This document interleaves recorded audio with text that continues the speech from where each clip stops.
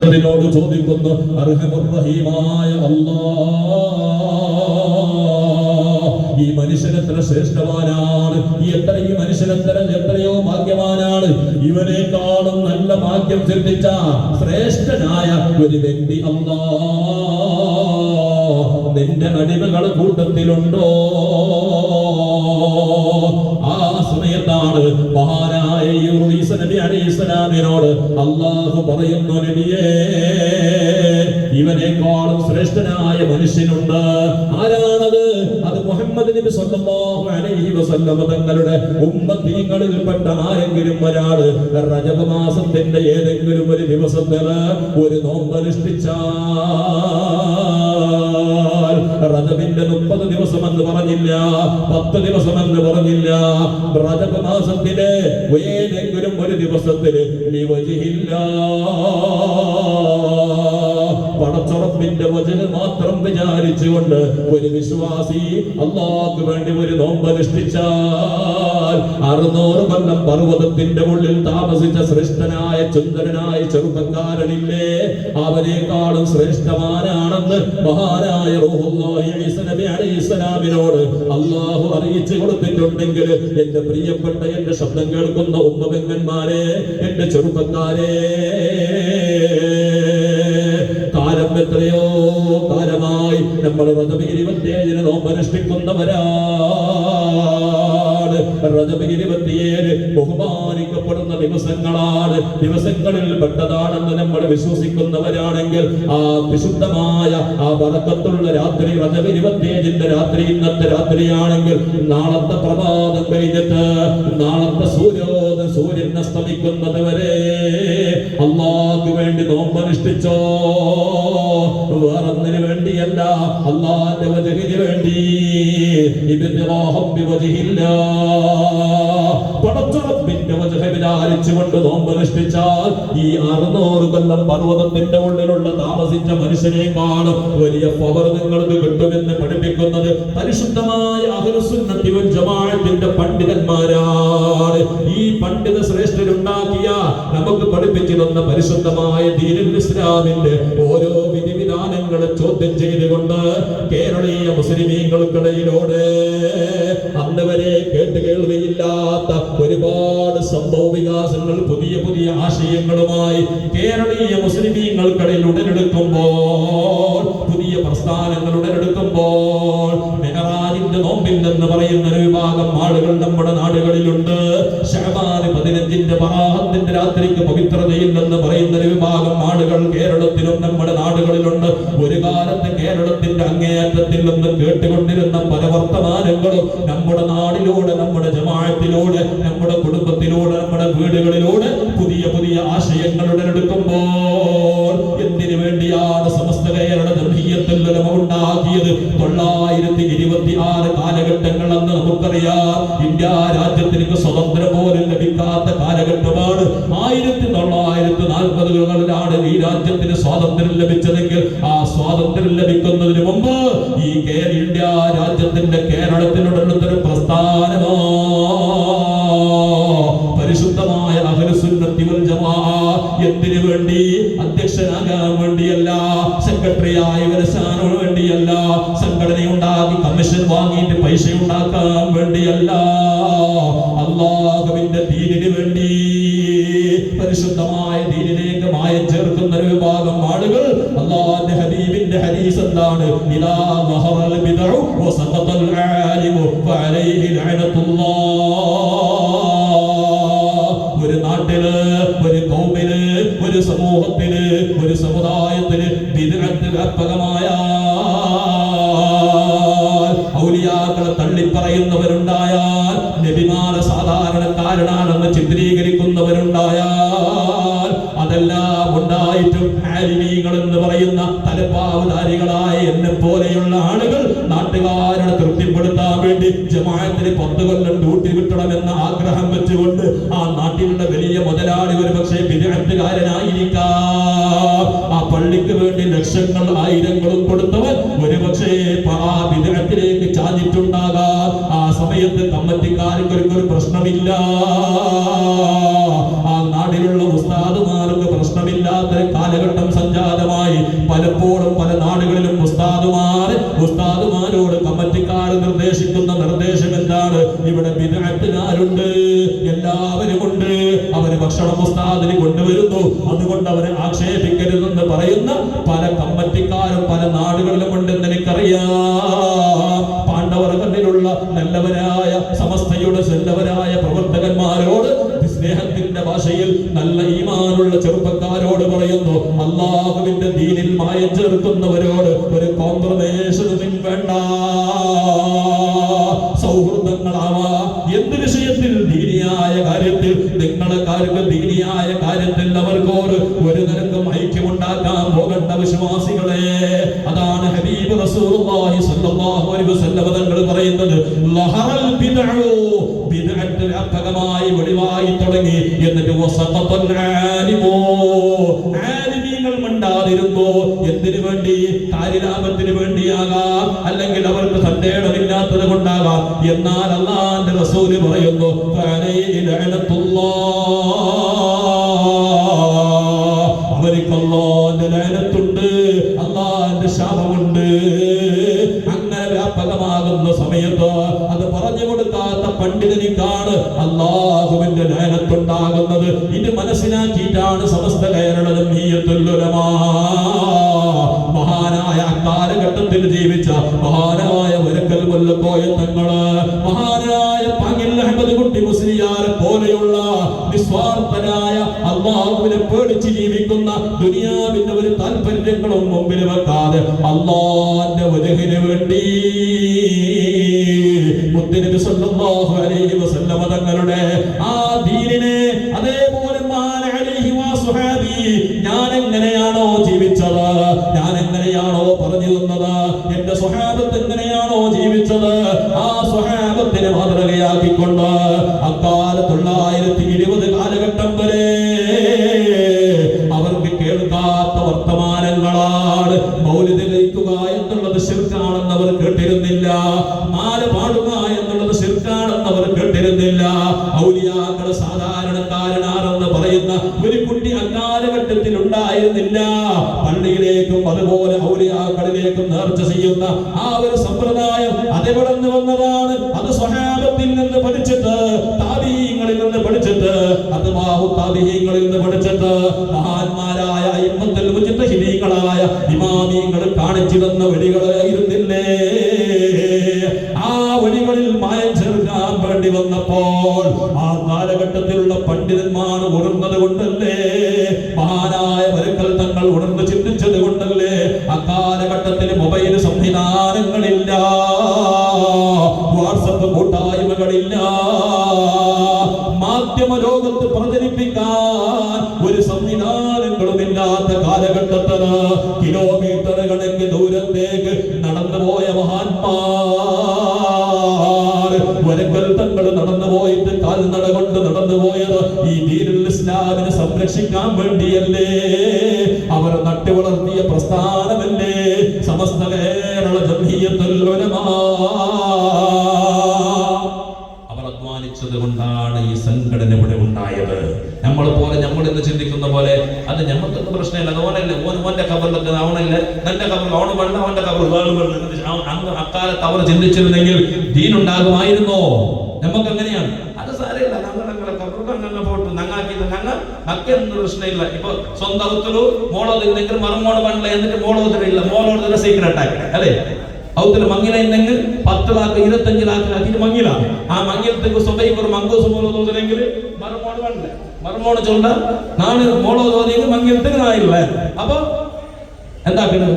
കാക്ക മാമിയെല്ലാം കൂടിയിട്ട് അളിയന്മാരെല്ലാം കൂടിയിട്ട് ഒരു മീറ്റിംഗ് ആക്കിയിട്ട് അവ മോളോതും നബിയും വേണോ മറുമോളും വേണോ, നബിയ വലിയ മറുമോള വലിയ, അങ്ങനെ എന്താക്കി ലാസ്റ്റ് സീക്രട്ട് ആക്കിയിട്ട് സ്വബൈക്ക് വന്നിട്ട് ഉസ്താദ് വിളിച്ചു, ഉസ്താദ് നിങ്ങൾ സ്വബൈക്ക് സ്കെച്ചിന് നല്ലൊരു മോളത് വന്ന് പറയും, എന്നിട്ട് റൂമിടെ ഒഴുക ബെഡ്റൂമിടെ ഒഴുക കൊണ്ടിട്ട് കള്ളന്മാരെ കൊണ്ടിട്ട് ഓതുപെട്ടെ വരെ ഓതുപെട്ടെ എത്രമേ ഉണ്ടു.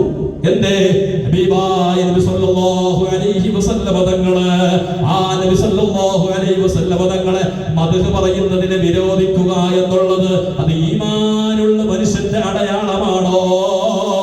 അല്ലാഹുവിന്റെ റസൂലിനെക്കാളും നബി തങ്ങളെക്കാളും വലുത് ഇവിടെ വേറൊന്നുമില്ല.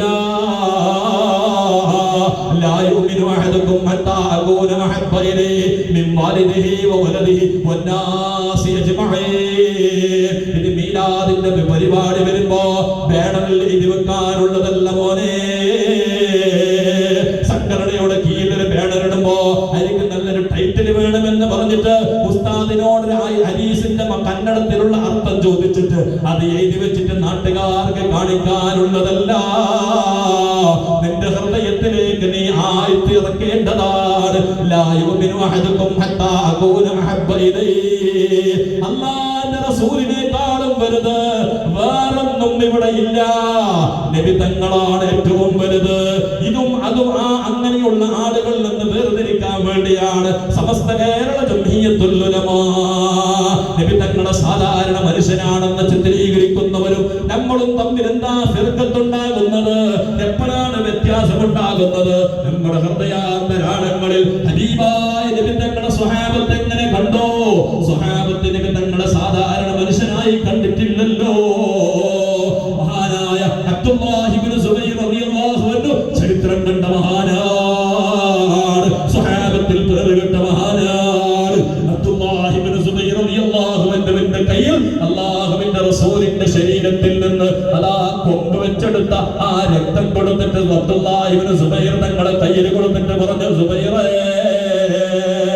ഇബ്നു സുബൈറേ, കൊണ്ടുപോയി വെളിയിൽ കളഞ്ഞു വാ. മഹാനായ അബ്ദുല്ലാഹി ഇബ്നു സുബൈർ റളിയല്ലാഹു തആല ആ നബി തങ്ങളെ ശറഫാകപ്പെട്ട ശരീരത്തിൽ നിന്ന് ഊറ്റിയെടുത്ത രക്തം കൊണ്ട് നേരെ പോകുന്നു. വിജനമായ മരുഭൂമിയിൽ ഒരു സ്ഥലത്തിരിക്കുന്നു. ഇത് ഹദീസിന്റെ കിതാബുകളിലുള്ളതാണ്. എന്റെ ചെറുപ്പക്കാരെ, സുന്നത്ത് ജമാഅത്തിന്റെ അഹ്ലുസ് സുന്നത്തി വൽ ജമാഅത്തിന്റെ ആശയാദർശങ്ങൾ നിങ്ങളുടെ ഹൃദയങ്ങളിൽ ഉറച്ചു നിൽക്കാൻ വേണ്ടിയാണ് ഞാനിത് പറയുന്നത്. സ്വഹാബത്തിനെ ചെറുതായി കണ്ടവരാണ് ലോകത്തെ വിദഈ പ്രസ്ഥാനക്കാർ. ആ നബി തങ്ങളെ സാധാരണ മനുഷ്യരായി കണ്ടവരാണ് വിദഈ പ്രസ്ഥാനക്കാർ. അതിൽ നിന്ന് നമ്മളെ രക്ഷപ്പെടുത്താൻ വേണ്ടിയിട്ടാ സമസ്തയുണ്ടാക്കിയത്. അതിനു വേണ്ടിയിട്ടാണ് SKSS ഉണ്ടാക്കിയത്. അതിനു വേണ്ടിയിട്ടാണ് SYS ഉണ്ടാക്കിയത്. അതിനു വേണ്ടിയിട്ടാണ് SPV ഉണ്ടാക്കിയത്. ഇങ്ങനെ സമസ്തയുടെ നേരത്തെ ഉസ്മാൻ ഫൈസ് ഉസ്താദ് സൂചിപ്പിച്ചതുപോലെ സമസ്തയുടെ കീഴ്ഘടകങ്ങളായി ഓരോ മേഖലകളിലേക്ക് ഇസ്ലാമിന്റെ സുന്നത്ത് ജമാഅത്തിന്റെ ദഅവത്ത് എത്തിക്കാൻ ഉണ്ടാക്കി തന്ന സംഘടനാ പ്രവർത്തകന്മാരെ മഹാനായ അബ്ദുല്ലാഹി ഇബ്നു സുബൈർ തങ്ങളുണ്ടല്ലോ, ആ രക്തം കൊണ്ടുപോകുന്നു. കാലിയായ സ്ഥലത്തിരിക്കുന്നു. മഹാനായ അബ്ദുല്ലാഹി ഇബ്നു സുബൈർ തങ്ങൾ ചിന്തിക്കുന്നു, സുബ്ഹാനല്ലാഹ്, കിട്ടിയതിൽ വെച്ച് ഏറ്റവും വലിയ സൗഭാഗ്യമാണ് എന്റെ ഹബീബിന്റെ ജീവനേക്കാളും സ്നേഹിക്കുന്ന നബിയുടെ ശരീരത്തിൽ നിന്ന് എടുക്കപ്പെട്ട രക്തമാണ്, കൊമ്പ് വെച്ചെടുത്ത രക്തമാണ്. ഒരു പാത്രത്തിലുണ്ട്. ഇതെവിടെ കളയണം? ഏതെങ്കിലും തെങ്ങിന്റെ മുകളിൽ കൊണ്ടുപോയി ഒഴിക്കാനുള്ളതല്ല. ഈ തപ്പന മരത്തിന്റെ തോട്ടത്തിന്റെ മതകൾ കൊണ്ടുപോയി ഒഴിച്ചു കളയാനുള്ളതല്ല. അബ്ദുല്ലാഹി ഇബ്നു സുബൈർ ചിന്തിച്ചു, എന്റെ ഹബീബിന്റെ രക്തം എന്റെ രക്തം പോലെയല്ല, എന്റെ ഹബീബിന്റെ ശരീരം എന്റെ ശരീരം പോലെയല്ല. ഖുൽ ഇന്നമാ അന ബശറുൻ മിസ്ലുകും യൂഹാ ഇലയ്യ. അത് യൂഹാ ഇലയ്യ, അല്ലാഹുവിന്റെ റസൂലിന്റെ വഹിയിന്റെ സന്ദേശം വരുന്ന അഷ്റഫുൽ ഖൽഖ് മുഹമ്മദുർ റസൂലുള്ളാഹ്. ആ നബി തങ്ങളുടെ രക്തം ഭൂമിയിൽ ഒഴിച്ചു കളയാനുള്ളതല്ല എന്ന് ചിന്തിച്ചുകൊണ്ട് ആർത്തിയോട് അതാ രക്തം മുഴുവനും കുടിച്ചു കളയുന്നു. ഇബ്നു സുബൈർ റളിയല്ലാഹു അൻഹു അല്ലാഹുവിന്റെ റസൂലിന്റെ അടുക്കലേക്ക് വന്നു. മഹാനായ അബ്ദുല്ലാഹി സുബൈർ തങ്ങളോട് പ്രവാചകർ ചോദിച്ചു, എവിടെയാ കൊണ്ടുപോയത്? എന്താണ് നീ കൊണ്ടുപോയിട്ട് എന്ത് ചെയ്തു?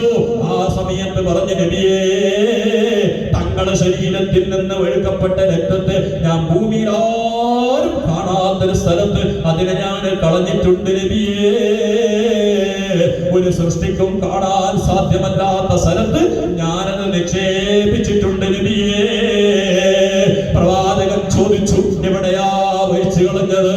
അല്ലാഹുവിന്റെ റസൂലിനോട് സുബൈർ തങ്ങൾ പറഞ്ഞു, അബ്ദുല്ലാഹി ഇബ്നു സുബൈർ പറഞ്ഞു, നബിയേ, ഞാനത് കുടിച്ചു കളഞ്ഞു നബിയേ.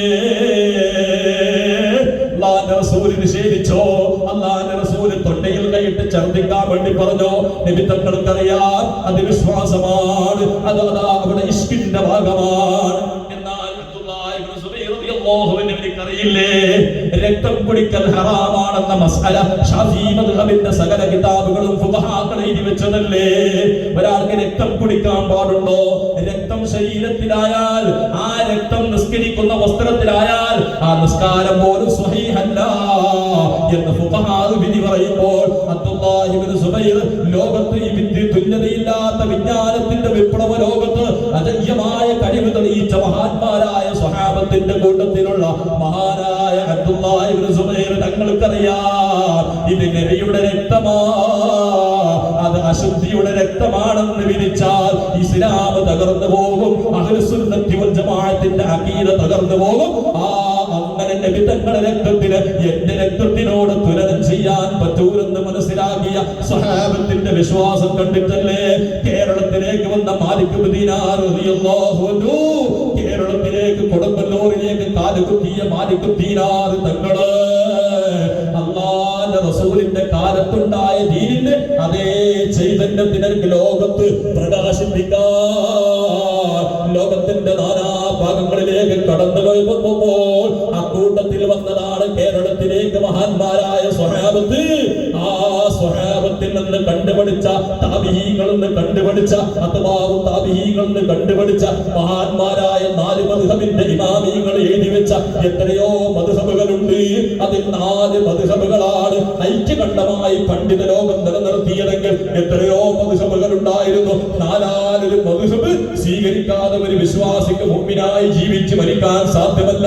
അങ്ങനെ സ്വഹാബത്തിന്റെ കാലത്തിലുള്ള ദീനിൽ നിന്ന് മായം ചേർത്തപ്പോൾ അതാ അക്കാലഘട്ടത്തിലുള്ള വരക്കൽ മുല്ലക്കോയ തങ്ങളിരുന്ന് കൊണ്ട് ചിന്തിച്ചു, ഇങ്ങനെ പോയാൽ ഇനി വരുന്ന തലമുറയിലേക്ക് ഇസ്ലാം എത്തിക്കാൻ സാധ്യമല്ല.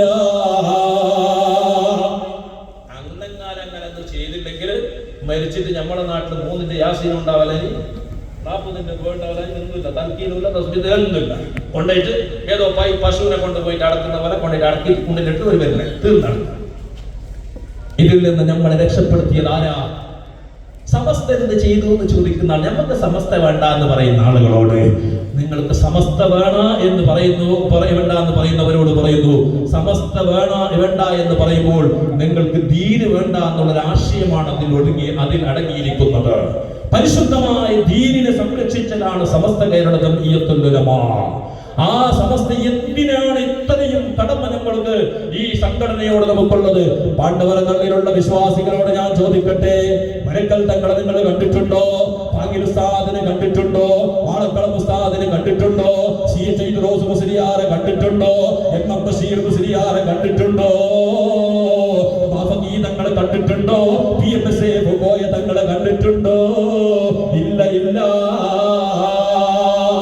എന്തേ അവരോട് ഇത്ര സ്നേഹം? നമ്മളെ ഉപ്പാന്റെ ഉപ്പ അങ്ങനെ 4 തലമുറ എടുത്തു നോക്കിയാൽ അവരുടെ പേര് നമുക്കറിയില്ലല്ലോ. അറിയോ? ഉപ്പാന്റെ പേരറിയും, ഉപ്പാന്റെ പേരിന്റെ ഇപ്പത്തെ പുതിയ മക്കൾക്ക് കേട്ടറിയല. അപ്പോ എന്താ ഉപ്പാന്റെ അപ്പടെ പേരെന്താ എട്ടെങ്കൊണ്ടുള്ളൂ, അപ്പടെ പേര് അപ്പറെ കേട്ടെങ്കിൽ വാട്സപ്പിൽ അടിച്ചു നോക്കും, നെറ്റിൽ അടിച്ചു നോക്കും. എന്താ ഇപ്പൊ ഫോട്ടോ ഇട്ടെങ്കിൽ ഇപ്പൊ അങ്ങനെ വരുന്നത് ഡീറ്റെയിൽസ് എല്ലാം വരുന്നത്. ഫോട്ടോ അപ്പന്റെ ഫോട്ടോ എടുത്തിട്ട് അതിലിട്ടെങ്കിൽ ഡീറ്റെയിൽസ് ഫുള്ള് വരുന്നത്. ഓടെ പാണ്ഡവ ഇന്ന ഗ്രാമത്തിൽ ഇന്ന ഫുൾ ഡീറ്റെയിൽസ് വരുന്നത്. അങ്ങനെ ഉപ്പാന്റെ പേര് ഉപ്പാപ്പാന്റെ പേര് പോലും നമ്മളെ മക്കൾക്ക് അറിയില്ലെങ്കിൽ ഈ സമസ്ത കേരള ജംഇയ്യത്തുൽ ഉലമയുടെ പണ്ഡിതന്മാരെ എന്തിനാ നമ്മൾ സ്നേഹിക്കുന്നത്? ഈമാനിന്റെ ഭാഗമാണത്. അത് ഈമാനിന്റെ ഭാഗമാണ്. നമുക്ക് ഈമാൻ സംരക്ഷിച്ചു എന്നുള്ളതാണ് ഏറ്റവും വലിയ പ്രധാനമായി ഈ സംഘടനയോട് ചെയ്തത്. മഹാനായ വരക്കൽ മുല്ലക്കോയ തങ്ങൾ ഇന്നും നിങ്ങൾ പോയി നോക്ക്. പുതിയ കാണിയിൽ അന്ത്യവിശ്രമം കൊള്ളുന്ന മഹാനായ വരക്കൽ തങ്ങൾ ആരാ? ൗലിയകളിൽപ്പെട്ട മഹാനാണ്, സാദാത്തുക്കളിൽപ്പെട്ട മഹാനാണ്. ആ മഹാനായ സാബു വരക്കൽ തങ്ങള് അവിടത്തെ കറാമത്ത് ഒരുപാട് പറയാനില്ലേ? നമുക്ക് കേട്ടവരാണല്ലോ. മഹാനവരുകളുടെ അടുക്കലേക്ക് വന്നിട്ട് അക്കാലത്തെ മീൻപിടുത്തക്കാരായ മുക്കുവന്മാരെ വന്നിട്ട് അന്ന് വലയിൽ മീൻ കിട്ടിയില്ലെങ്കിൽ, കടൽ കരയിൽ മീൻ അടഞ്ഞില്ലെങ്കിൽ വരക്കൽ തങ്ങളോട് വന്നിട്ട് പറയും, തങ്ങളെ മീൻ കിട്ടിയിട്ടില്ല, മത്സ്യം നന്ന കുറവാണ് തങ്ങളെ. മഹാനായ വരക്കൽ തങ്ങൾ ചെയ്യുന്ന പരിപാടി അതാ അവര് കടലാസിൽ നിന്നോ എഴുതി കൊടുത്തിട്ട് അതാ വരയിലിട്ട് നിങ്ങൾ മീൻ പിടിക്കാൻ പറഞ്ഞാൽ വര വരക്കൽ തങ്ങൾ കൊടുത്ത കടലാസുള്ള വരയില് മീനിങ്ങനെ അടഞ്ഞുകൂടുന്ന രംഗങ്ങളാണെന്ന് ചരിത്രം പഠിപ്പിക്കുമ്പോ അത് ബറക്കത്താ. പിന്നെയും കടലിന്റെ ക്ഷോഭമുണ്ടായാൽ, കടലിൽ ക്ഷോഭമുണ്ടായാൽ, ക്ഷോഭം നല്ല ഭാഷ അർത്ഥമല്ലേ ഇല്ലേ? എന്താ ചെറുതല്ല അവിടെ ഭാഷ അള്ളാഹു ബർക്കത്താക്കട്ടെ. കേൾക്കുമ്പോൾ എന്ത് ബന്ധമില്ലാതെ ഒരു അന്തം വിട്ട് നിന്റെ അതിനുണ്ട്, അങ്ങനെയല്ലല്ലേ? അവിടെ അല്ലേ? അവിടെ അള്ളാഹു ബർക്കത്താക്കട്ടെ. കുറെ ഒരു 10 കോണഞ്ഞു മുന്നോർ കൂടെ ഈ പ്രായത്തിൽ വന്ന് നിൽപ്പുണ്ട്. അതിനിടയിൽ അവർക്ക് വാതകം വന്നില്ല. അതായത് മുന്നോട്ട് ഫസ്റ്റ് ഈ പാണ്ഡവർക്ക് കണ്ടത് കോയതങ്ങൾ. സാധാരണ എൻ്റെ ഒരു അഭിപ്രായത്തിൽ ഒരു 2008 ഒരു ആ ഒരു കാലത്ത് ഇവിടെ അബ്ദുൽ കരീം ദാനി മേടിച്ചുള്ള ഉസ്താദ് ഇവിടെ നിങ്ങൾ നിലപ്പുണ്ടാവുന്നില്ല. കത്തി ഉസ്താദ്മാരുടെ നിലപ്പ് വേണം, എന്തില്ലെങ്കിലും അവർ വെച്ചിട്ട് അവർ മയ്യത്ത് നിസ്കരിക്കുന്ന നിലപ്പ് വേണ്ടേ. അങ്ങനെ അക്കാലത്ത് ഇവിടെ ബഹുമാനപ്പെട്ട ജിഫ്രി മുത്തുക്കോയ തങ്ങൾ വന്നപ്പോൾ തങ്ങളെ കാണുക വേണം. അതിന്റെ ഒരു ഫംഗ്ഷൻ ബുക്കാക്കൊണ്ട് ഈ റായത്തിൽ വന്നത് ആ നിലപ്പെടാം. അപ്പൊ എപ്പോൾ പാണ്ഡവരെ കണ്ട ചുരുമ്പത്തിൽ നിങ്ങൾക്ക് ഫസ്റ്റ് എന്റെ മൈൻഡിൽ കൊണ്ടത് അണ്ട് ജിഫ്രി തങ്ങളെ കാണുമ്പോൾ ഇതേപോലത്തെ സ്റ്റേജിൽ ഈ ജാഗരന്റെ നല്ല ഒരു ഓർമ്മ ശരി ഉണ്ടായെങ്കിൽ അപ്പൊ ആ ഒരു നിലപ്പൂടുണ്ട്. അപ്പൊ അള്ളാഹു സുബ്ഹാനഹു വ തആല ബറക്കത്തി നാട്ടിൽ അള്ളാഹു നിലനിർത്തി തരട്ടെ. ഒരുപാട് സ്വാലിഹ്യങ്ങളെ കൊണ്ടുവന്ന നാടാണ്. സമസ്തക്ക് വേണ്ടി ഒരുപാട് ഖിദ്മത്ത് ചെയ്യുന്ന നാട്ടുകാരാണ്. ഒരുപാട് പ്രഭാഷണങ്ങളും സമ്മേളനങ്ങളും ഈ നാട്ടിൽ നടത്തുന്നുണ്ട് എന്ന് ഞാൻ പലപ്പോഴും വാട്സപ്പിലൂടെ അറിയാറുണ്ട്. അല്ലാഹു ഖിയാമത്ത് നാളോട് നിലനിർത്തി തരട്ടെ. ഒരുപാട് ഉസ്താദുമാർ, ഒരുപാട് പണ്ഡിതന്മാർ, മുതഅല്ലിമീങ്ങളുടെ ബറക്കത്തുള്ള നാടാണ്. ഞാൻ നേരത്തെ ബന്ധപ്പാടുന്ന കുറെ മുതഅല്ലിമീങ്ങളെ കണ്ടപ്പോ ഉസ്താദിനോട് സദർസാനോട് ചോദിച്ചു ആരാണ് ഇവിടെ ദർസുണ്ടോ? അപ്പോഴാണ് പറഞ്ഞത് നാട്ടുകാരായ മുതഅല്ലിമീങ്ങൾ പല സ്ഥലത്തും പോയി പഠിക്കുന്ന മുതഅല്ലിമീങ്ങളാണ്. അല്ലാഹു വലിയ ബറക്കത്ത് ചെയ്ത നാടാണ്. അല്ലാഹു ഇനിയും നമ്മളെ മക്കളെ സ്വാലിഹീങ്ങളാക്കി തരട്ടെ. ഒരുപാട് ഉസ്താദുമാരുണ്ട്. ബഹുമാനപ്പെട്ട സിറാജുദ്ദീൻ ദാരിമി, അതുപോലെ നമ്മുടെ പഴയ സുഹൃത്തുക്കളാണ്. അങ്ങനെ ഒരുപാട് സുദീഖ് മുസ്ലിയാർ നമ്മളെ കൂടെ ജോലി ചെയ്ത വ്യക്തിയാണ്. അങ്ങനെ ഒരുപാട് വ്യക്തികൾ, അതുപോലെ അസ്നരി ഉസ്താദ് കൂടെ ജോലി ചെയ്ത വ്യക്തിയാണ്. എല്ലാവർക്കും അല്ലാഹു ബറക്കത്ത് ചെയ്യട്ടെ. മഹാനായ ബഹുമാനപ്പെട്ട വരക്കൽ തങ്ങള് കടൽ ക്ഷോഭമുണ്ടായാൽ നാട്ടുകാര് വന്നിട്ട് കടൽക്കരയിൽ താമസിക്കുന്ന മീൻപിടുത്തക്കാര് വന്നിട്ട് മഹാനായ തങ്ങളോട് പറയും, തങ്ങളെ കടൽ ക്ഷോഭമാണ്, കടൽ തിരമാലകൾ അടിച്ചു വീശുന്നുണ്ട്, കടലിന്റെ അടുത്തേക്ക് മീൻ പിടിക്കാൻ പോകാൻ കഴിയുന്നില്ല. മഹാനായ ഒരു പാപങ്ങളുണ്ടല്ലോ, എന്താ ചെയ്യുക എന്നറിയോ? നേരെ ഈ പാവങ്ങളായ മത്സ്യത്തൊഴിലാളികളെ കൂടെ പോവും മഹാനായ വരക്കല് തങ്ങള്. ആ വരക്കല് തങ്ങള് പോയിട്ട് അതാ കടലിന്റെ അടുത്ത് നിന്നിട്ട് അവിടെ ഒരു വരയിട്ടിട്ട് പറയും, കടലേ ഇതിനേക്കാളും ഇപ്പുറം വരരുത്. അതാണ് വരക്കൽ. വരക്കൽ മഖാം എന്നല്ല പേര്. വരക്കൽ എന്ന് പറഞ്ഞാൽ ആ മലയാളത്തിൽ വരക്കൽ എന്ന് പറഞ്ഞാൽ എഴുതുന്നെങ്കിൽ ഗരയിട്ടത് എഴുത്തിന് ചൊല്ലും. അങ്ങനെ മഹാനായ വരക്കൽ തങ്ങൾ ഒരു വരയിടും. വരയിട്ടിട്ട് കടലിനോട് പറയും, ഇതിനായിട്ട് ഇപ്പറ പറഞ്ഞില്ല അവിടെ ക്ലാസ്. മഹാനായ തങ്ങൾ പറഞ്ഞാൽ അതിനപ്പുറം തിരമാലകൾ വരാറില്ല. അല്ലാഹുവിന്റെ ഖുദ്റത്തല്ലേ. ഔലിയാക്കൾക്ക് കഴിവില്ലെന്ന് ആര് പറഞ്ഞു? ഔലിയാക്കൾക്ക് പവറില്ലെന്ന് ആര് പറഞ്ഞു? ഇങ്ങനെ നമ്മുടെ ചരിത്രത്തിന്റെ താളുകളിലേക്ക് നോക്കിയാൽ സമസ്തയെ നയിച്ച മഹാന്മാർ കോടികളെ കൊണ്ട്, സമ്പാദ്യങ്ങളെ കൊണ്ട് പവർ പറഞ്ഞ ഒരു പണ്ഡിത ശ്രേഷ്ഠന് സമസ്തയുടെ ഇതിഹാസത്തിലൂടെ നമുക്ക് തേടിപ്പിടിക്കാൻ സാധിച്ചിട്ടില്ല. ആഡംബരങ്ങളും സുഖാഡംബരങ്ങളും സന്തോഷങ്ങളും ആഹ്ലാദങ്ങളും ലോകത്ത് കാണിച്ചുകൊണ്ട് ഇതാണ് ദീനെന്ന് പറയുന്ന ഒരു സമ്പ്രദായം സമസ്തയുടെ ഇന്നലകളുടെ ചരിത്രത്തിൽ ഉണ്ടായിട്ടില്ല എന്നതിന്റെ ഏറ്റവും വലിയ തെളിവ് നേരത്തെ ഉസ്താദ് പ്രസംഗത്തിൽ പറഞ്ഞതുപോലെ മഹാനായ അബ്ദുൽ ജബ്ബാർ മുസ്ലിയാർ, മിത്തവൈൽ ഉസ്താദ്. കണ്ടാൽ ആരെങ്കിലും തോന്നുമോ പ്രിയപ്പെട്ടവരെ, എനിക്ക് മിത്തവൈൽ ഉസ്താദിനെ കാണുന്നത് ഇന്നോ ഇന്നലെയോ ആയിരുന്നില്ല. ഞാൻ 900 എന്റെ 13ാമത്തെ വയസ്സിൽ ഞാൻ മൂടികരയിലേക്ക് ബഹുമാനപ്പെട്ട അബ്ദുൽ അസീസ് ദാരിമി ഉസ്താദിന്റെ ദർസിലേക്ക് മുത്തഅല്ലിമായിട്ട് ഞാൻ ആദ്യമായി പോകുന്നത് ഏകദേശം 1997-98 ആ കാലഘട്ടത്തിലാണ്. അങ്ങനെ മഹാനവരുകളുടെ ദർസിൽ ഞാൻ പഠിക്കുമ്പോൾ അന്ന് ബഹുമാനപ്പെട്ട ജബ്ബാർ ഉസ്താദ്, മിത്തബൈൽ ഉസ്താദ് അന്ന് മൂടികര ഭാഗത്ത് വലിയ അംഗീകൃത പണ്ഡിതനാണ്. അന്ന് ആ മഹാനവരുകളെ ആളുകൾ ബഹുമാനപ്പെട്ടവർ മിമ്പറുകൾ അങ്ങനെ വരുമ്പോ ആളുകൾ ഇങ്ങനെ തടിച്ചുകൂടും. പക്ഷേ ജബ്ബാർ ഉസ്താദിന്റെ വേഷം കണ്ടിട്ട് അന്ന് എന്റെ ബുദ്ധി കൊണ്ട് ഞാൻ ചിന്തിച്ചു പോയിട്ടുണ്ട്, ജബ്ബാർ ഉസ്താദിന് നല്ലൊരു കമീസ് ഇട്ടുകൂടെ, ജബ്ബാർ ഉസ്താദിന് നല്ലൊരു ഡ്രസ് ഇട്ടുകൂടെ, നല്ലൊരു മുണ്ടാസ് കെട്ടിക്കൂടെ. അന്ന് എന്റെ ബുദ്ധി ശൂന്യത കൊണ്ട്, എന്റെ വിവരദോഷം കൊണ്ട് ഞാൻ അന്ന് ചിന്തിച്ചു പോയിട്ടുണ്ടെങ്കിൽ അല്ലാഹുവിന്റെ റസൂലിന്റെ ദീനിന്റെ പാരമ്പര്യം എടുത്തു നോക്കുമ്പോൾ, സ്വഹാബത്തിന്റെ മാതൃക എടുത്തു നോക്കുമ്പോൾ, മഹാനായ ശൈഖ് തങ്ങളുടെ മാതൃക എടുത്തു നോക്കുമ്പോൾ, സുൽത്താനുൽ ഹിന്ദ് ഖാജാ തങ്ങളുടെ പാരമ്പര്യം എടുത്തു നോക്കുമ്പോൾ, മഹാനായ റഈസുൽ മുഹബ്ബത്തൈൻ തഖിയത്ത് ഉസ്താദിന്റെ ചരിത്രം എടുത്തു നോക്കുമ്പോൾ, മഹാനായ കാളമ്പാടി ഉസ്താദിന്റെ ചരിത്രം എടുത്തു നോക്കുമ്പോൾ, അവർ ദുനിയാവിന് വേണ്ടി ജീവിച്ചവരല്ല, ആഖിറത്തിന് വേണ്ടി ദുനിയാവിനെ ഉപയോഗപ്പെടുത്തിയവരാണ്. ഇന്ന് പലരിലും കാണുന്നത് ദുനിയാവിന് ആഖിറത്തിന് ദുനിയാവിന് വേണ്ടി ഉപയോഗപ്പെടുത്തുന്ന കാലമാണെന്നെങ്കിൽ ആഖിറത്തിന് വേണ്ടിയല്ലേ ദുനിയാവിനെ ഉപയോഗപ്പെടുത്തിയത്?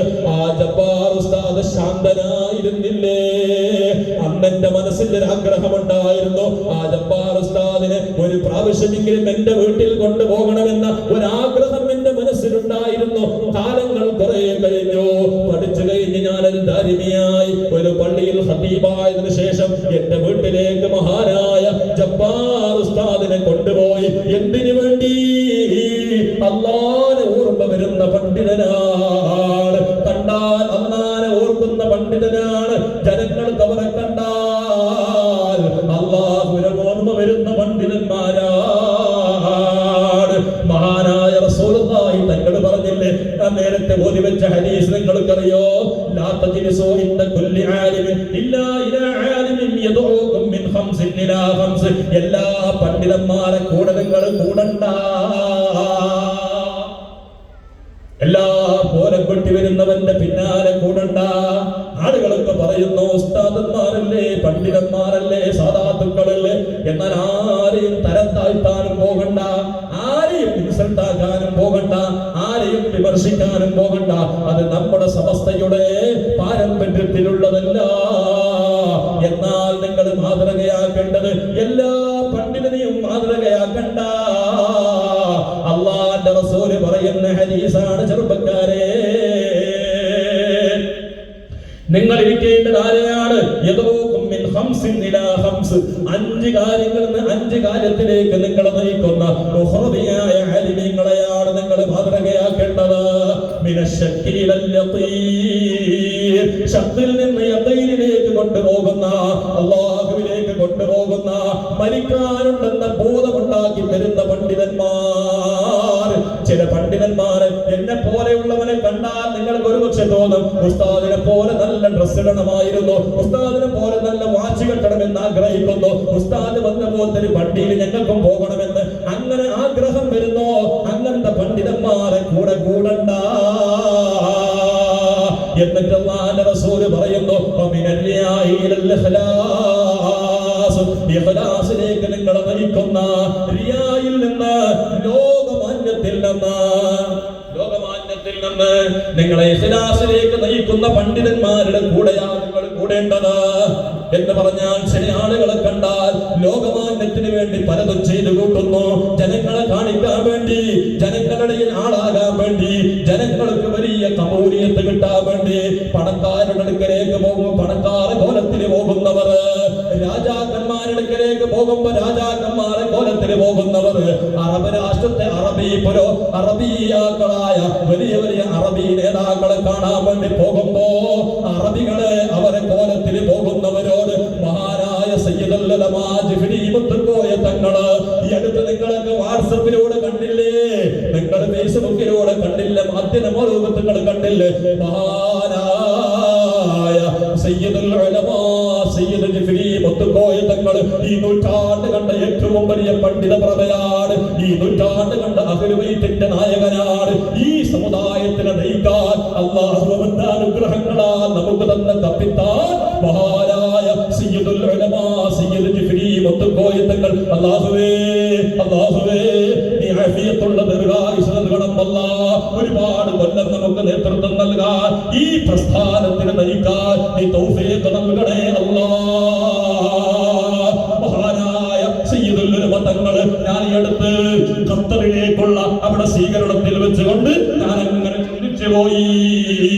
എയർപോർട്ടിൽ നിന്ന് മഹാനവരുകളെ ആനയിച്ചു കൊണ്ടുപോകാൻ വന്നവർ സ്വീകരിക്കാൻ വന്നവർ വലിയ വലിയ വലിയ വലിയ സൂട്ടും കോട്ടും ഇട്ട ആളുകളാണ്.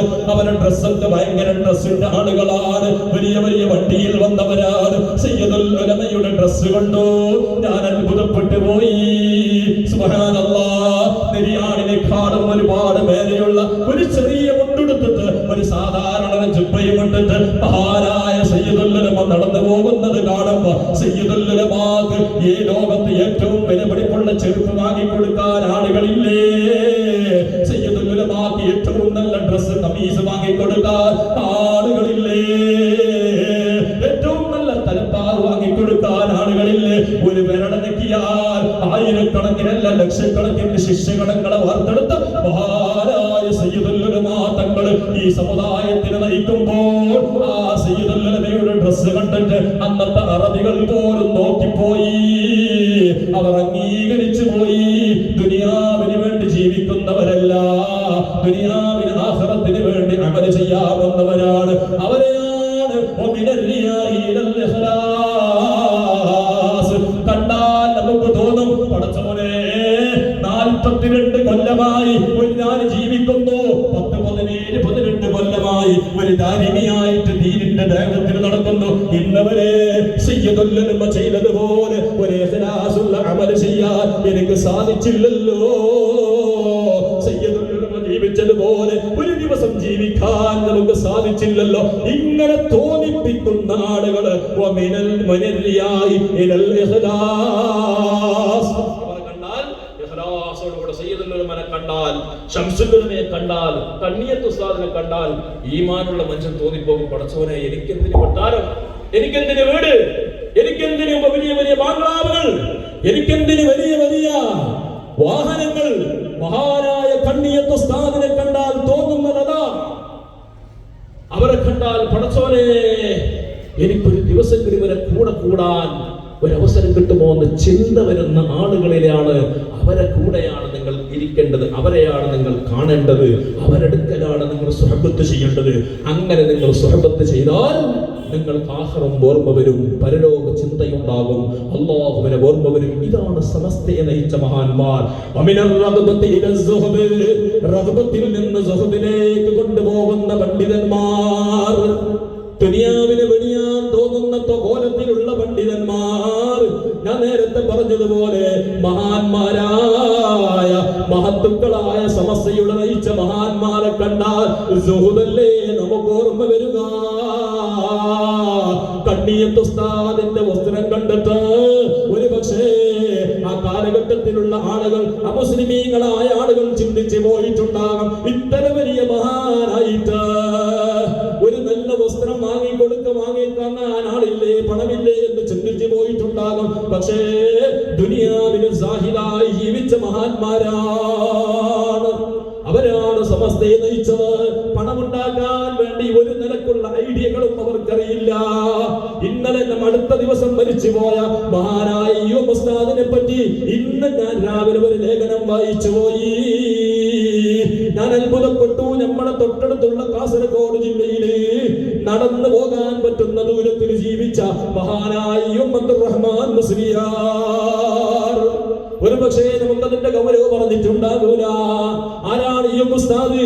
ഒരുപാട് തവണ നമ്മൾ കാണാനും മുമ്പറപോട് നടക്കാനും പരിപാടിയിൽ സംബന്ധിക്കാൻ അവസരമുണ്ടായിട്ടുണ്ട്. പക്ഷെ അന്നൊന്നും നമുക്ക് ചിന്തിക്കാൻ കഴിഞ്ഞിട്ടില്ല.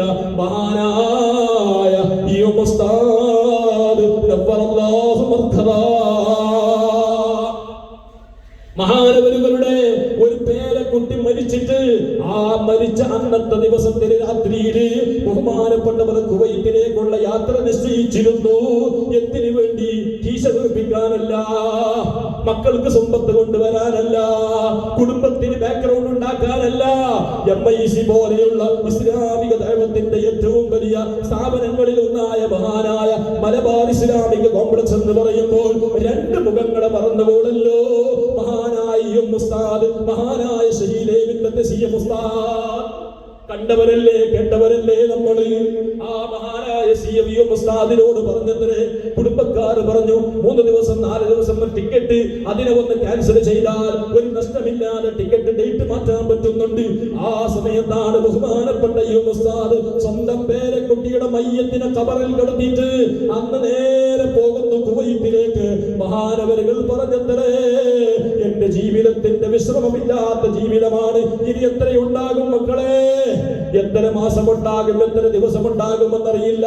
എന്നെ കൊണ്ട് എന്തെങ്കിലും സ്ഥാപനത്തിനായിക്കോട്ടെ, സമസ്തക്ക് വേണ്ടി എന്തെങ്കിലും ഒരു സേവനമായിക്കോട്ടെ, സമസ്തക്ക് വേണ്ടി എന്തെങ്കിലും ദീനിന് വേണ്ടി എന്തെങ്കിലും ആയിക്കോട്ടെ എന്ന് വിചാരിച്ചുകൊണ്ട് സ്വന്തം മരണ വീട്ടിൽ നിന്ന് അതെല്ലാം വിട്ടുകൊണ്ട് ദീനിന് വേണ്ടി ഓടിച്ചാടിയ നടന്ന മഹാനായ ഉസ്താദ് 85 ചില്ലാനം വയസ്സായിട്ട് നമ്മളെ നാട്ടിൽ 60-65 വയസ്സായ ഉപ്പാപ്പക്ക് വെച്ചിട്ട് നടക്കുന്നതിരുന്നില്ല അല്ലെ, മുട്ടുകുമ്പല എടുക്കുന്നതിരുന്നില്ല. പള്ളിക്ക് വരുന്നത്, പള്ളിക്ക് വന്ന 3 കുറിച്ച് കൊണ്ടതിന് കാറിന് കൊണ്ടാണ് കുറിച്ച്, വീടിന് അപ്പുറം കൊണ്ടാണ് കുറിച്ച്, ഇരിക്കാനാണ് കുറിച്ച്. ഇപ്പൊ കുറിച്ച് ഇരിക്കാൻ ഇപ്പൊ കുറച്ചു കാലം കഴിഞ്ഞ് പള്ളിയെല്ലാം ഓഡിറ്റോറിയമോ എന്താ പള്ളി കുറിച്ചിന്റെ റാസിയല്ലേ. ഞാൻ ഒരു സ്ഥലത്ത് പറഞ്ഞു കുറിച്ചിന് കളക്ഷൻ ആക്കണം. ഞാൻ പറഞ്ഞു ദയവ് ചെയ്ത് നിസ്കരിക്കാനുള്ള കുറിച്ചിലേക്ക് കളക്ഷൻ ആക്കാൻ എന്നെ കിട്ടേല. കാരണം നിങ്ങൾക്ക് പെണ്ണുങ്ങൾക്ക് ഇരിക്കാനാണ്, അങ്ങനെ ഓക്കെ അല്ലെ. നിസ്കരിക്കാൻ പള്ളിക്ക് ഒരു സപ്പ് ഫുള്ള് വരുന്നങ്ങനെ ഒരു കുസ്തി പിടിക്കാൻ വരുമ്പോൾ വരുന്നോ വരുമ്പോ നമ്മൾ പുസ്തകത്തിൽ നമ്മൾ അടിക്കാൻ വരുന്നത്, നിസ്കരിക്കാൻ നിൽക്കുമ്പോൾ അത് നിൽക്കാനാന്നില്ല അവിടെ ജാക്കിക്കാം. പ്രിയപ്പെട്ട മുഅ്മിനീങ്ങളെ, ഞാനിതൊന്നും മസാല പറഞ്ഞിട്ട് വിവാദം ഉണ്ടാക്കാൻ പറയുന്നതാണ്. നമ്മുടെ കൂട്ടത്തിൽ ആരെങ്കിലും ഉണ്ടെങ്കിൽ ദയവ് ചെയ്തിട്ട് നിങ്ങൾ ഉസ്താദിനോട് പോയിട്ട് ചോദിക്കണം, കുർസിലിരുന്നിട്ട് ഒരു നിസ്കാരം ഉണ്ടാകും കേട്ടോളി, നിങ്ങൾ കേട്ടോളി. ബാക്കി എല്ലാത്തിനും ഞങ്ങൾക്ക് ആരോഗ്യമുണ്ട്. ഇനി നിങ്ങൾക്ക് നിൽക്കാൻ കഴിഞ്ഞില്ലെങ്കിൽ എങ്ങനെ ഇരിക്കണം കിതാബുകളിലൊക്കെ പറഞ്ഞിട്ടുണ്ട്. അപ്പൊ ഞാൻ അത് നിങ്ങൾ ഇരിക്കണ്ടെന്ന് ഞാൻ പറയല്ല. പക്ഷെ ഞാൻ പറഞ്ഞു വരുന്നത് 85 വയസ്സായിട്ടും മഹാനായ ഈ ഉസ്താദ് അവരുകൾ ദുബായിലേക്കും ഖത്തറിലേക്കും സൗദിയിലേക്കും യാത്ര പോയത് ഈ സമുദായത്തിന്റെ മക്കൾക്ക് ഈ വിജ്ഞാനത്തിന്റെ വിപ്ലവം സൃഷ്ടിച്ചുകൊണ്ട് ദീനിന്റെ ദഅവത്തിന്റെ ആവശ്യത്തിന് വേണ്ടിയായിട്ടാണ് ഈ ഉസ്താദ് പോയതെങ്കിൽ ആ മഹാനവരുകളുടെ മരണത്തിന്റെ കഥ അതേ എഴുത്തിലൂടെ ഞാൻ വായിച്ചു.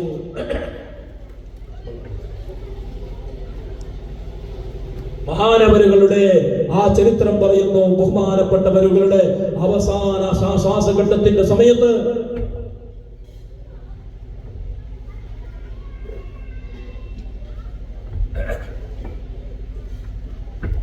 ബഹുമാനപ്പെട്ടവർക്ക് 17 കുടുംബത്തിൽപ്പെട്ട 17 ആളുകൾ സംസം വെള്ളം കൊടുത്തിട്ടാണ്, കുടിപ്പിച്ചിട്ടാണ്.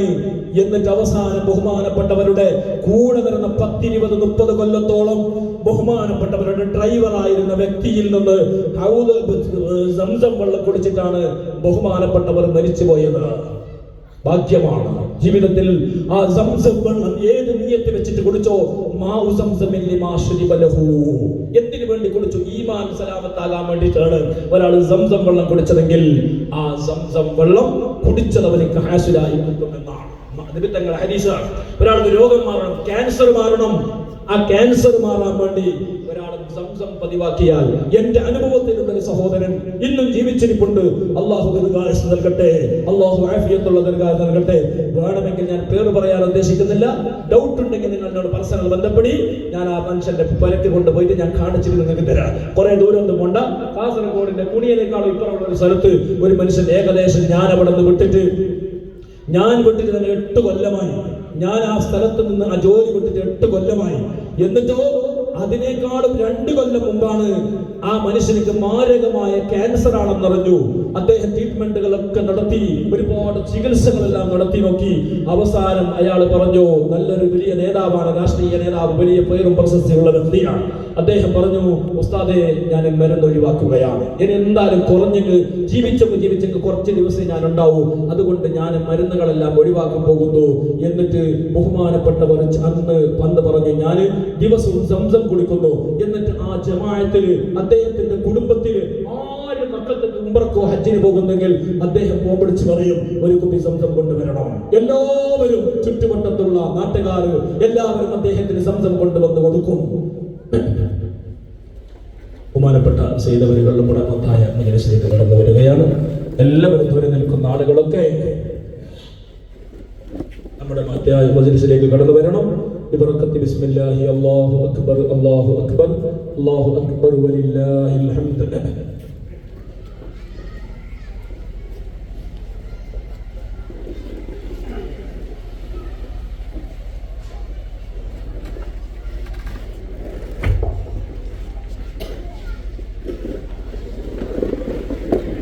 ഞാൻ പറഞ്ഞു വന്നത്, അങ്ങനെ അദ്ദേഹം ഇന്ന് 8 കൊല്ലമായി എല്ലാ ദിവസവും കാലി വയറ്റിൽ അദ്ദേഹം സംസം കുടിക്കുന്ന മനുഷ്യനാണ്.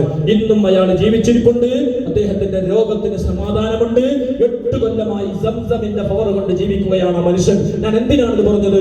മഹാനായ ഉസ്താദ് സംസം 17 ആളുകളെ കയ്യിൽ നിന്ന് സംസം വെള്ളം കുടിച്ചിട്ട് ലോകത്തോട് വിട പറഞ്ഞെങ്കിൽ ആ മഹാനായ ഉസ്താദിന്റെ അവസാനത്തിന്റെ പല ദൃശ്യാക്ഷികളും കണ്ടവർ പറയുന്നു, എന്തുകൊണ്ട് അവരും നല്ല മരണം കിട്ടി. സമസ്ത കേരള ജംഇയ്യത്തുൽ ഉലമാ എന്ന പ്രസ്ഥാനത്തിന് വേണ്ടി കാസർഗോഡ് ജില്ലയിൽ വിമർശനങ്ങളും ഒരുപാട് പ്രതിസന്ധികളും നേരിട്ട കാലഘട്ടമുണ്ടായി. ബഹുമാനപ്പെട്ട CM ഉസ്താദിന്റെ കൂടെ ഒരുപാട് കഥകൾ പറയാനുണ്ട്. അന്നെല്ലാം ധാര പോലെ മഹാനായ CM ഉസ്താദിന്റെ കൂടെ നിന്ന ഒരു വലങ്കൈ പോലെ പ്രവർത്തിച്ച മഹാനായ അബ്ദുറഹ്മാൻ മുസ്ലിയാർ സമസ്തയുടെ ഉപാധ്യക്ഷനായി സേവനം ചെയ്ത് ഈ പ്രസ്ഥാനത്തിന് വേണ്ടി ജീവനം സമർപ്പിച്ച മഹാനായ ഉസ്താദ് ഈ ലോകത്തോട് ഈമാനോട് കൂടെ പോയിട്ടുണ്ടെങ്കിൽ എന്റെ നല്ലവരായ സമസ്തയുടെ പ്രവർത്തകന്മാരോട്, SKSFന്റെ പ്രവർത്തകന്മാരോട് വളരെ സ്നേഹത്തിന്റെ ഭാഷയിൽ ഞാൻ പറയുന്നു. അല്ലാഹുവിന്റെ റസൂൽ സ്വല്ലല്ലാഹു അലൈഹി വസല്ലം പറഞ്ഞ ഹദീസിന്റെ അർത്ഥം മാത്രം പറഞ്ഞ് തങ്ങൾക്ക് ഞാൻ മൈക്ക് വിട്ടുകൊടുക്കുന്നു. 5 കാര്യങ്ങൾ പറഞ്ഞു തന്നു. അതിൽ 3 എണ്ണം പറഞ്ഞു. ഏത് പണ്ഡിതന്മാരെ കൂടെയാണ് നിങ്ങൾ ഇരിക്കേണ്ടത് വിശദീകരിക്കാൻ സമയമില്ല. ഇൻഷാ അല്ലാഹ് അവസരം കിട്ടിയാൽ ഒരു പ്രാവശ്യം പറയാം. അല്ലാഹുവിന്റെ ഹബീബ് പറയുന്നു, വമിനൽ കിബ്രി ഇല തവാദുഹി, മനുഷ്യരെ തകബ്ബുറിൽ നിന്ന്, അഹങ്കാരത്തിൽ നിന്ന് തവാദുഹിലേക്ക് നയിക്കുന്ന പണ്ഡിതന്മാരെ കൂടെയാണ് നിൽക്കേണ്ടത്. സമസ്തയുടെ ഒരു പണ്ഡിതനെ കണ്ടാലും, ബഹുമാനപ്പെട്ട ഏത് പണ്ഡിതന്മാരെ, ഏത് മുശാവറയിൽപ്പെട്ട മഹാനവരുകളെ കണ്ടാലും അവരെ കാണുമ്പോൾ താഴ്മയോടുകൂടെ വളരെ വിനയാന്വിതരായി എല്ലാവരോടും സ്നേഹ സൗഹൃദത്തോടുകൂടി ജീവിക്കുന്ന മഹത്തുക്കളായ പണ്ഡിതന്മാര്. അവർക്ക് വാഹനങ്ങളെ കൊണ്ട് പ്രൗഢി കാണിക്കുന്ന സ്വഭാവമില്ല, വീടുകളെ കൊണ്ട് പ്രൗഢി കാണിക്കുന്ന സ്വഭാവമില്ല, ഡ്രസ് ഇട്ടിട്ട് പ്രൗഢി കാണിക്കുന്ന സ്വഭാവമില്ല. വിനയത്തോടുകൂടെ വളരെ താഴ്മയോടെ ജീവിക്കുന്ന അത്തരം ആളുകളെ കണ്ടാൽ നമുക്ക് തോന്നും എന്റെ ഡ്രസ് ഇട്ട് ഞാൻ കുറച്ച് അധികമായി പോയി എന്ന്. ചില പണ്ഡിതന്മാരെ കണ്ടാൽ എന്റെ ഡ്രസ് ഇട്ടിട്ട് നമുക്ക് അവിടെ അടുത്തിരുന്നാൽ തോന്നും, പടച്ചോനെ ഞാൻ ഈ ഡ്രസ് ഇട്ടിട്ട് കൊണ്ട് എന്നെ ആളുകളൊക്കെ എന്നെ തുച്ഛമായി കാണുമല്ലോ. എന്നാൽ സമസ്തയുടെ പണ്ഡിതന്മാരെടുക്കൽ നല്ല ഡ്രസ് ഇട്ടിട്ട് പോയാൽ നമുക്ക് തോന്നും, പടച്ചോനെ ഈ മഹാന്മാരിട്ട ഡ്രസ് എന്താണ്, എന്റെ ഡ്രസ് എന്താണ്. ഇങ്ങനെ താഴ്മയിലേക്ക് നയിക്കുന്ന പണ്ഡിതന്മാരെ കൂടെയാണ് നിലനിൽക്കേണ്ടത്. അതുപോലെ അല്ലാഹുവിന്റെ റസൂൽ പറയുന്നു, അദാവത്തിൽ നിന്ന്, ശത്രുതയിൽ നിന്ന് നന്മയിലേക്ക്, നസീഹത്തിലേക്ക് ക്ഷണിക്കുന്ന പണ്ഡിതന്മാർ എന്ന് പറഞ്ഞാൽ ആരുടെയും ശത്രുത ഉണ്ടാക്കുന്ന പ്രഭാഷണങ്ങളില്ല.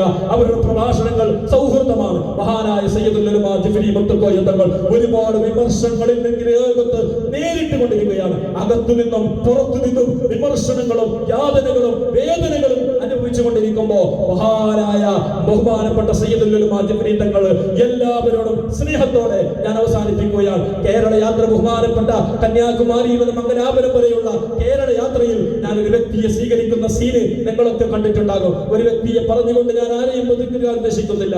അദ്ദേഹത്തിന്റെ കൂടെ യാത്രയിൽ സംബന്ധിച്ചപ്പോൾ ബഹുമാനപ്പെട്ട തങ്ങളവരുകൾ സ്വീകരിക്കുന്ന രംഗം കണ്ടപ്പോ ഞാൻ ചിന്തിച്ചു പോയിട്ടുണ്ട്, ഞാനെങ്കിലും ആയിരുന്നെങ്കിൽ ശരി ഒരു കുത്തുവാക്കെങ്കിലും പറഞ്ഞിട്ട് പ്രതികാരം തീർക്കുമായിരുന്നു. മഹാനായ സയ്യിദുൽ ഉലമാ സയ്യിദ് മുസ്ലിം ജിഫ്രി മുത്തുക്കോയ തങ്ങൾ സുബ്ഹാനല്ലാഹ് താഴ്മയോടെ അത്രയെല്ലാം ചെയ്ത ഓർമ്മ പോലും ഇല്ലാത്ത രീതിയിൽ ആ മഹാനവരുകൾ അവിടെ അദ്ദേഹത്തെ സ്വീകരിച്ചിട്ടുണ്ടെങ്കിൽ ഇതാണ് ഉഖ്റവിയായ ആലിമികൾ. ആ മഹത്തുക്കളോട് കൂടെയാണ് നിൽക്കേണ്ടത്. ഈ സമസ്തയുടെ കൂടെയാണ് നിൽക്കേണ്ടത്. മഹാനായ ജിഫ്രി തങ്ങൾ, ബഹുമാനപ്പെട്ട ജലീൽ തങ്ങൾ നമ്മുടെ സ്ഥലത്തിലേക്ക് എത്തിയിട്ടുണ്ട്. ബഹുമാനപ്പെട്ടവർ ഞങ്ങളുമായി നല്ല ബന്ധത്തിലാണ്. ഒരുപാട് കൊല്ലമായി നമ്മൾ നല്ല പരിചയത്തിലും ബന്ധത്തിലുമായി അടിയാർ കണ്ണൂരോട് നമ്മൾ ഒരേ സമയത്ത് അവിടെ നമ്മൾ ഒന്നിച്ച് ജോലി ചെയ്യുന്ന കാലമുണ്ടായിരുന്നു. അങ്ങനെ ബഹുമാനപ്പെട്ടവർ നമ്മുടെ നാട്ടിൽ സമസ്തയ്ക്ക് വേണ്ടി വലിയ സേവനങ്ങൾ, വലിയ പ്രവർത്തനങ്ങൾ കാഴ്ചവെച്ചുകൊണ്ടിരിക്കുന്നു.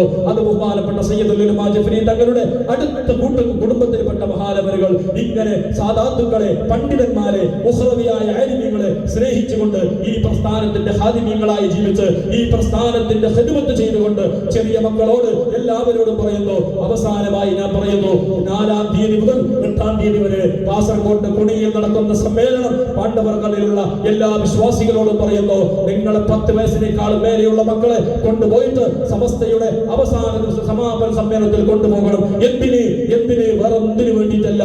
നിങ്ങൾക്കൊരു 500,000 ചെലവായാലും മോശമില്ല.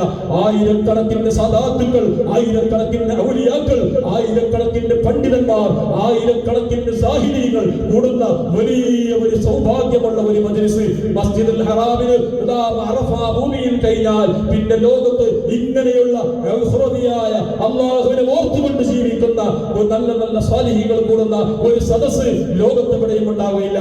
ആലപ്പുഴ സമ്മേളനത്തിൽ വെച്ചുകൊണ്ട് ഒരു അമുസ്ലിം പെണ്ണ് എഴുതിയ ലേഖനം ഞാൻ വായിക്കുന്നു. ആയിരക്കണക്കിന് ആളുകൾ എന്റെ വീട്ടിന്റെ മുമ്പിലൂടെ നടന്നു പോയിട്ട് ഒരു കണ്ണുകുടിയനെ ഞാൻ കണ്ടിട്ടില്ല, ഒരു ഗാഞ്ച വലിക്കുന്നവനെ കണ്ടിട്ടില്ല. എല്ലാം ദിക്ർ ചൊല്ലിക്കൊണ്ട് പോകുന്ന, അല്ലാഹുവിനെ ഓർത്തുകൊണ്ട് പോകുന്ന ഉഖ്റവിയായ ചിന്തയുള്ള ആളുകൾ ആ കൂടുന്ന സദസ്സിലേക്ക് എന്റെ പ്രായമുള്ള ചെറുപ്പ ഉപ്പമാരോട്, എന്റെ ചെറുപ്പക്കാരോട് പണിയുണ്ട്, കച്ചവടമുണ്ട്, ബിസിനസ് ഉണ്ടെന്ന് പറഞ്ഞിട്ട് ആരും മുടങ്ങി പോകരുത്. എല്ലാവരും പോകണം. ഒരു ദിവസത്തിന്റെ സമാപനത്തിന്റെ കൂട്ടു പ്രാർത്ഥനയിൽ കൂടണം. ഒരു ആമീൻ പറയാൻ കിട്ടിയാൽ സൗഭാഗ്യമാണ്. അല്ലാഹുവേ തൗഫീഖ് നൽകണം റഹ്മാനേ. അല്ലാഹുവേ നീ ആഫിയത്ത് ആരോഗ്യം ഏറ്റിത്തരണം റഹ്മാനേ. ഒരുപാട് കൊല്ലം റബ്ബേ ജീവിക്കാനും ആ ജീവിത കാലയളവിൽ മുഴുവനും നിന്റെ പരിശുദ്ധമായ സമസ്തയ്ക്ക് വേണ്ടി ഈ നമ്മുടെ പരിശുദ്ധമായ ദീനുൽ ഇസ്ലാമിന്റെ ഖിദ്മത്ത് ചെയ്യാൻ, നേതൃത്വം ചെയ്യാൻ അല്ലാഹുവേ നീ തൗഫീഖ് നൽകണം റഹ്മാനേ. പറഞ്ഞതും കേട്ടതും നീ കബൂലാക്കണം റഹ്മാനേ. അല്ലാഹുവേ ഞങ്ങളെയും ഞങ്ങളുടെ മരിച്ചുപോയ സർവ്വഗുണകാംക്ഷികളെ എല്ലാവരും നിന്റെ സുഖലോക സ്വർഗ്ഗത്തിൽ നിർമ്മിച്ചു കൂട്ടി അനുഗ്രഹിക്കണം റഹ്മാനേ. ബിറഹ്മതിക യാ അർഹമർ റഹീമീൻ. വആഖിറു ദഅവാനാ അനിൽ ഹംദുലില്ലാഹി റബ്ബിൽ ആലമീൻ. അസ്സലാമു അലൈക്കും വറഹ്മത്തുള്ളാഹി വബറകാതുഹു.